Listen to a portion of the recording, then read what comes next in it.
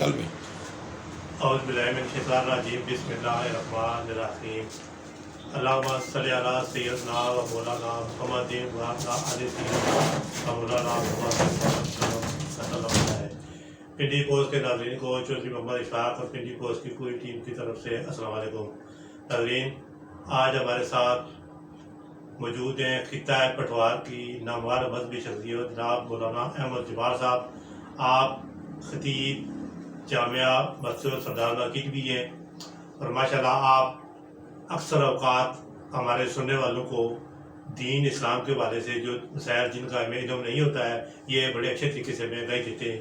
تو آج ہم نے ان کو ایک پھر تکلیف دی ہے کہ آج یہ ہمیں بتائیں گے کہ درود پاک کی فضیلت و اہمیت کیا ہے، تو اسی وجہ سے ان سے بات چیت کریں گے۔ محترم مولانا احمد جبار صاحب، ہم آپ کو اپنے پروگرام پنڈی پوسٹ فورم میں خوش آمدید کہتے ہیں۔ محترم، آپ کے پہلے بھی ہم پر بڑے اثرات ہیں، ماشاءاللہ آپ کو ہمارے سننے والوں کو ہمیں دین اسلام کے حوالے سے بہت ساری باتیں جن کا ہمیں علم نہیں ہوتا ہے، ماشاءاللہ بڑے اچھے طریقے سے بڑی میٹھی زبان میں آپ ہمیں گاہی دیتے ہیں، جس پر میں آپ اپنی ٹیم کی طرف سے آپ کا شکریہ ادا کرتا ہوں۔ محترم، آج ہم آپ سے درود پاک کی فضیلت و اہمیت کے بارے میں بات چیت کریں گے۔ تو سب سے پہلے آپ یہ بتائیں کہ درود پاک کی اہمیت و فضیلت کیا ہے؟ نحمده ونصلي على رسوله الكريم۔ سب سے پہلے تو میں یہ عرض کروں گا کہ جتنی بھی پنڈی پوسٹ کی ٹیم ہے، خصوصاً چودھری اشفاق صاحب، چودھری لطیف صاحب، ان کی جتنی ٹیم ہے، کہ یہ وقتاً فوقتاً مختلف مواقع پر مجھے کچھ نہ کچھ اللہ کے حکم اور پیارے نبی علیہ السلام کے سنت طریقوں سے عوام کو آگاہی دینے کے لیے مجھے بلاتے رہتے ہیں۔ یہ اللہ پاک کا احسان ہے، ہمارا کوئی کمال نہیں۔ چند باتیں جو ہوتی ہیں، کسی کی ایک بات بھی کسی کی سمجھ میں آ جائے تو ہماری کامیابی کے لیے وہی کافی ہے۔ اس کے بعد جو سوال کیا گیا اس کے بارے میں آج یہ کرتا چلوں کہ قرآن مجید کے اندر اللہ عز و جل ارشاد فرماتے ہیں، اعوذ باللہ من الشیطان الرجیم، بسم اللہ الرحمن الرحیم، ان اللہ وملائکتہ یصلون علی النبی یا ایہا الذین آمنوا صلوا علیہ وسلموا تسلیما۔ اور جو بھی یہ آیت سنے میں ان سے درخواست کروں گا کہ آپ بھی درود شریف پڑھ لیں، میں بھی پڑھ لیتا ہوں۔ اللہم صلی علی محمد وعلی آل محمد کما صلیت علی ابراہیم وعلی آل ابراہیم انک حمید مجید۔ اللہم بارک علی محمد وعلی آل محمد کما بارکت علی ابراہیم وعلی آل ابراہیم انک حمید مجید۔ ضروری ہے کہ پڑھ لے انسان۔ اس سے پہلے میں سب سے پہلے آپ کو یہ مسئلہ بتانا چاہتا ہوں کہ آپ نے سوال پوچھا کہ درود شریف کی اہمیت اور فضیلت۔ سب سے پہلے میں اہمیت بتاؤں کہ روایت کے اندر آتا ہے، فقہ کی کتابوں میں یہ لکھا ہے کہ عاقل بالغ مسلمان مرد عورت پر زندگی میں ایک بار پیارے نبی حضرت محمد مصطفیٰ صلی اللہ علیہ وسلم پر درود پڑھنا فرض ہے۔ یعنی جس طرح نماز کا پڑھنا فرض ہے، عاقل بالغ مرد اور عورت پر روزے کا رکھنا فرض ہے، زکوٰۃ دینا فرض ہے، اسی طرح درود شریف کا پڑھنا بھی فرض ہے۔ پھر وقتاً فوقتاً جگہ کے اعتبار سے پیارے نبی حضرت محمد مصطفیٰ صلی اللہ علیہ وسلم نے ارشاد فرمایا کہ جس کے سامنے میرا نام لیا جائے اور وہ مجھ پر درود نہ پڑھے، ایک روایت کے اندر اللہ کے نبی نے فرمایا جبرائیل علیہ السلام نے بدعا کی کہ ہلاک ہو جائے وہ شخص یا رسول اللہ جو آپ کا ذکر سنے اور آپ پر درود پڑھے۔ اور ایک روایت کے اندر آتا ہے کہ جو آدمی میرا ذکر سنے اس پر واجب ہے کہ وہ درود شریف پڑھے۔ اور پھر جب ایک دفعہ تو درود شریف پڑھنا واجب ہو گیا، پھر بار بار جب پیارے نبی علیہ السلام کا نام مبارک لیا جائے تو بار بار درود پڑھنا مستحب ہے۔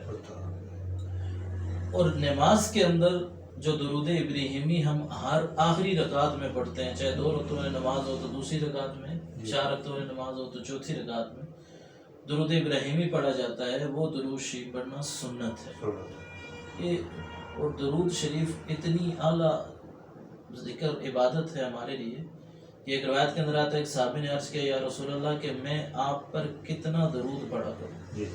تو اللہ کے نبی نے فرمایا آپ کتنے اعمال کرتے ہو، کس طرح کا عمل ہے؟ کہا یا رسول اللہ، ایک روایت کے اندر آتا ہے فرمایا 1 حصے درود پڑھتا ہوں، پھر 3 حصے باقی عبادات۔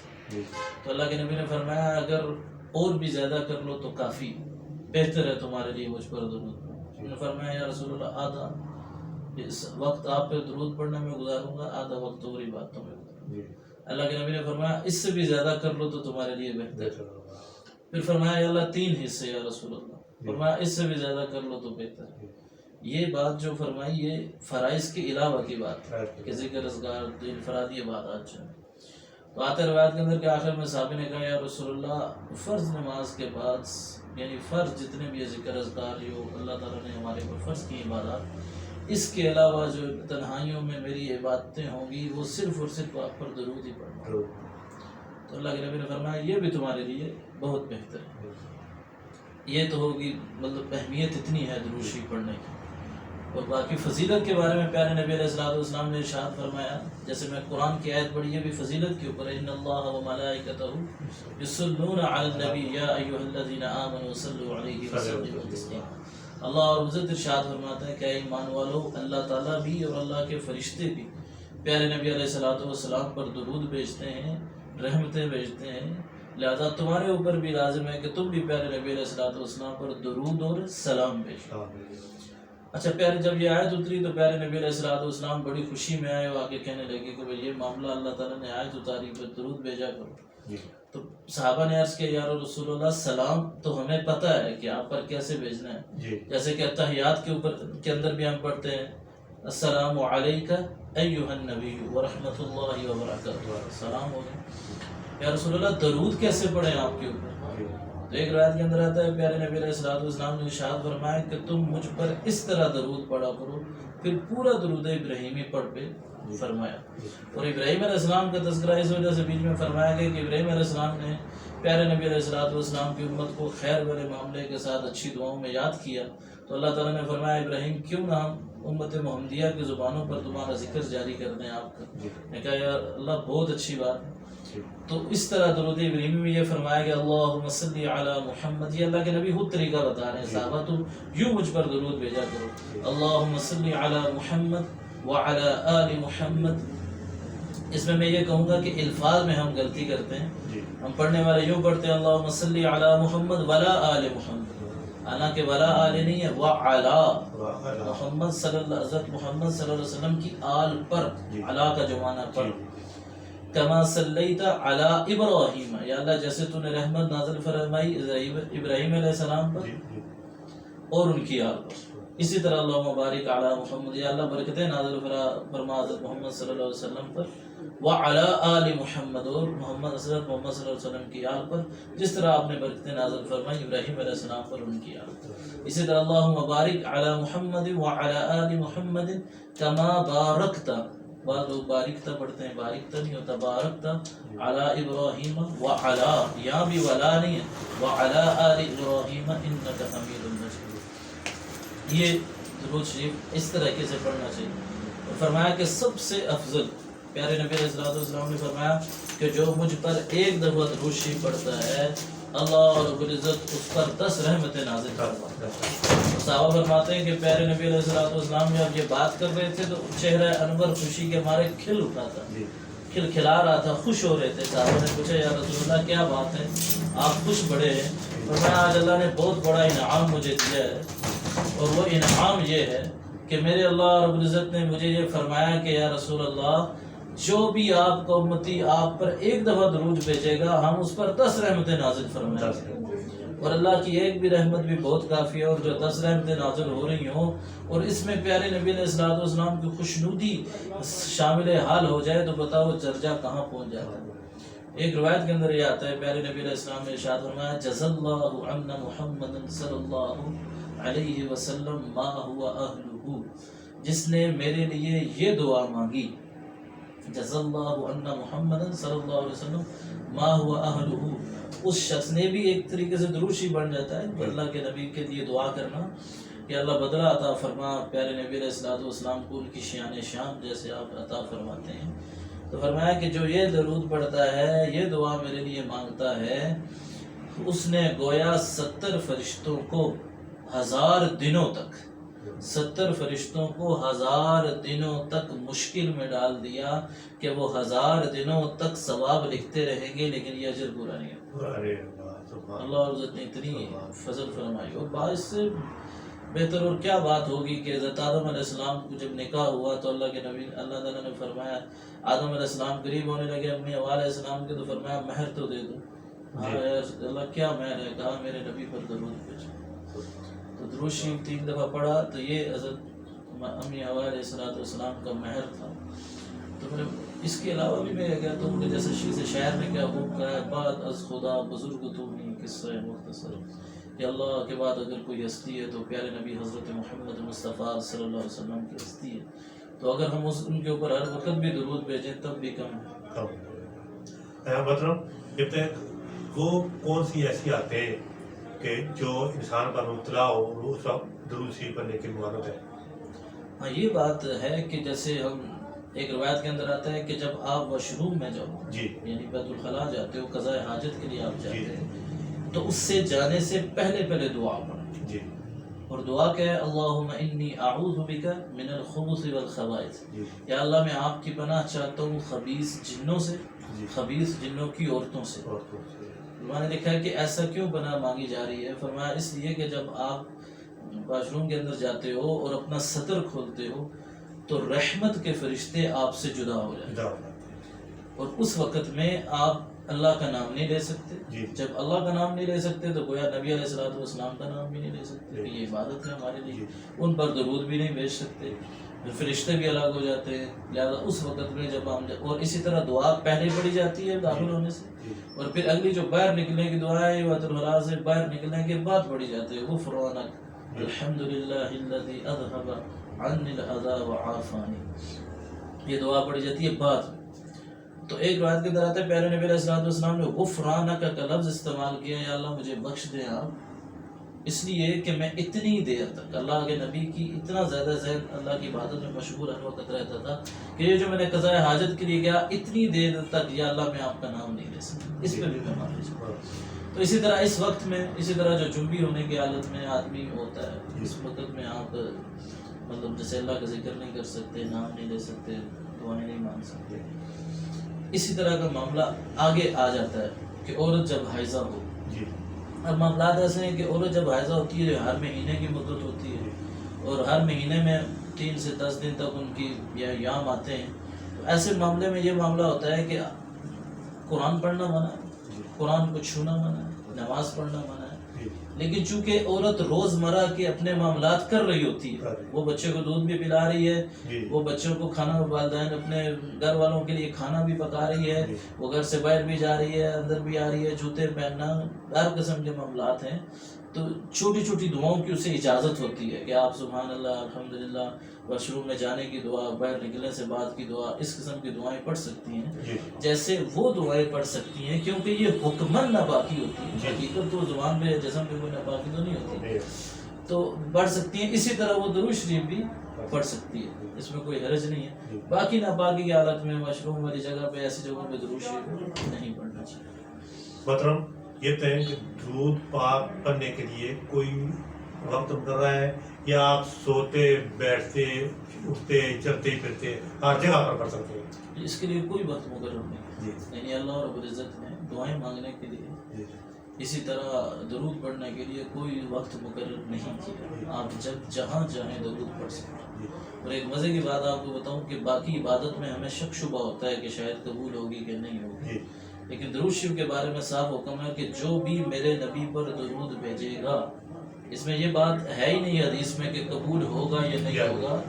اللہ کی 10 رحمتیں نازل ہو جائیں گی, گویا قبول ہوئی تو رحمتیں نازل ہو گئیں, تو اس پر رحمتیں نازل ہوتی رہیں گی. اور یہ ہر حالت میں, مطلب حالت سے مراد یہ ہے کہ جب بھی آپ پڑھیں گے, کسی بھی وقت پڑھیں گے, سوتے جاگتے اٹھتے بیٹھتے, درود اللہ کے نبی پر پڑھتے رہیں گے تو وہ ضرور بھی ضرور قبول ہوگا.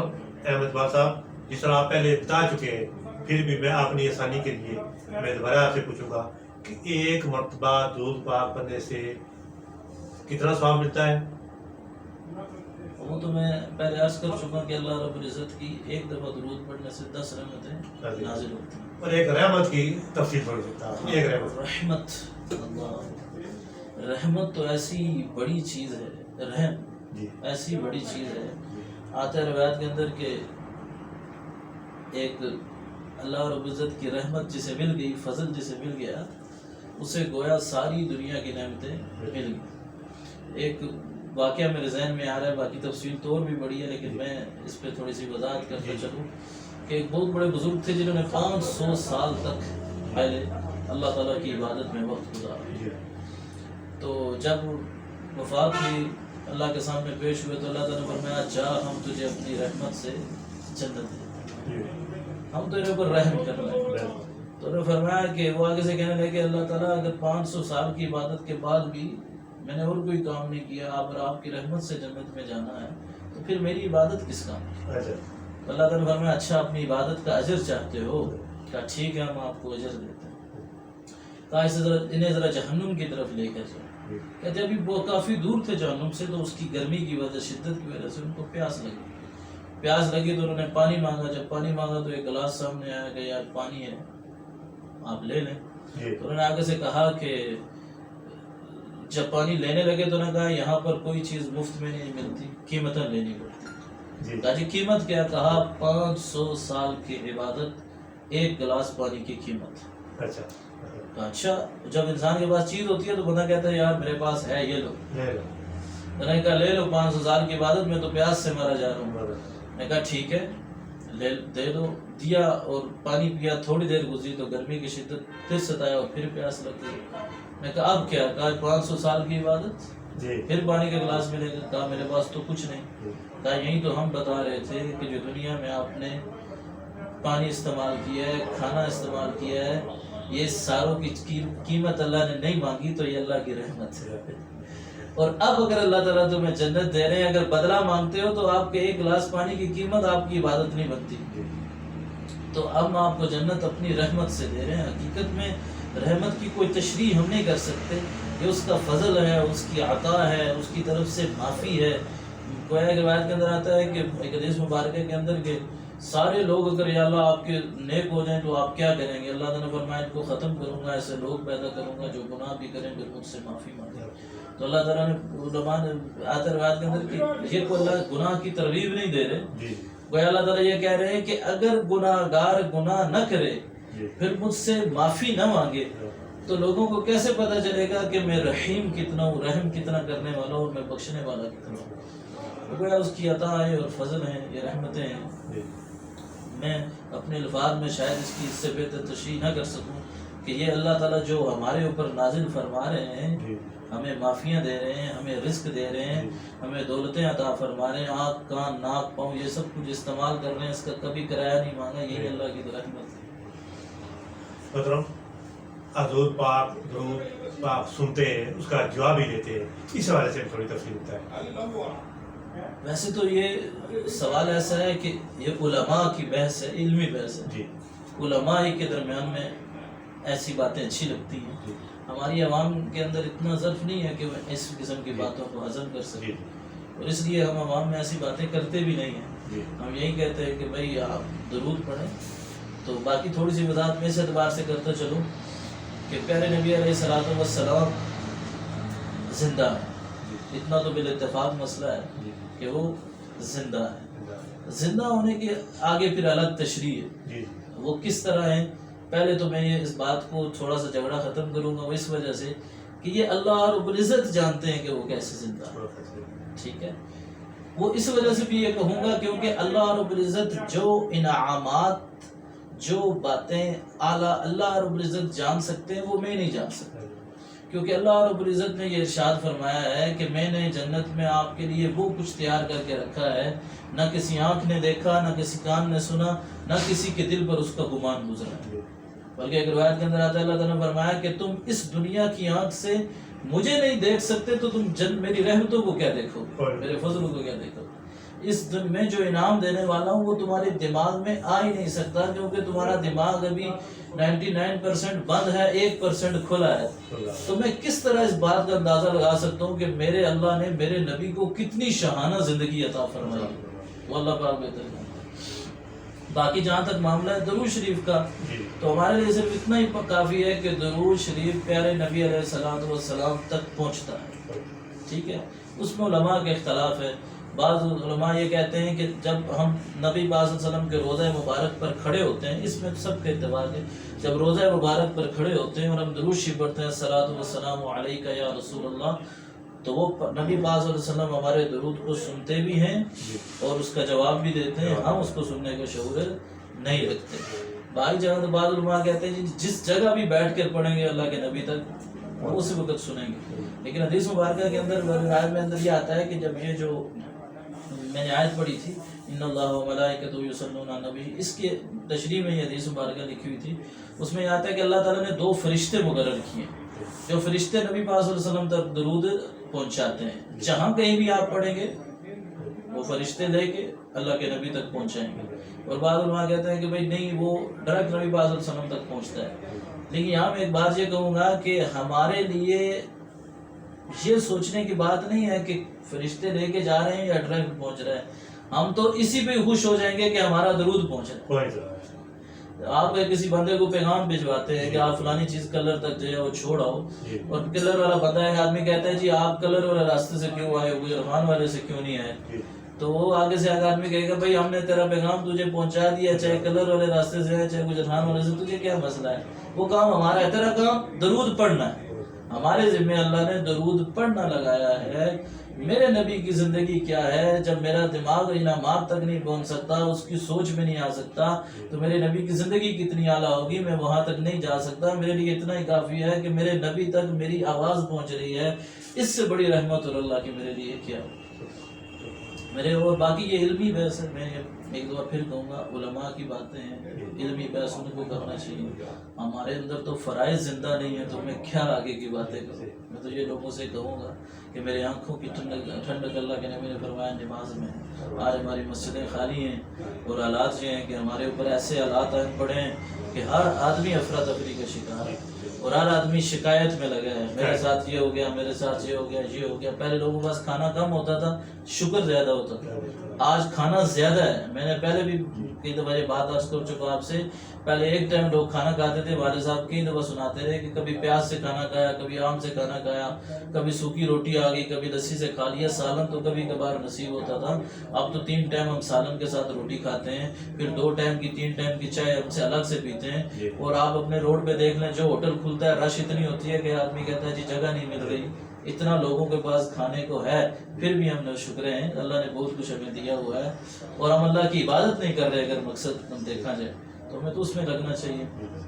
باقی علماء کی فیلڈ ہے، وہ کر رہے ہیں اپنی بات کر رہے ہیں۔ ترین ہمارے ساتھ موجود سے جناب نئے کی محترم شخصیت مولانا احمد جوار صاحب، ماشاءاللہ انہوں نے ہمیشہ کی طرح آج بھی بڑے اچھے طریقے سے، بڑی خوبصورت انداز میں درود پاک کی فضیلت و اہمیت کے حوالے سے ہمیں آگاہی دی۔ محترم آپ نے ہمیں وقت دیا، آپ کا بہت بہت شکریہ۔ ہم آئندہ بھی آپ کو زحمت دیتے رہیں گے اور آپ کی ساخت سے ہم اپنے لوگوں کو، اپنے آس پاس کے لوگوں کو دین کی باتیں ان تک پہنچاتے رہیں گے۔ بہت شکریہ۔ اسی کے ساتھ آپ اجازت دیں گے۔ خدا حافظ۔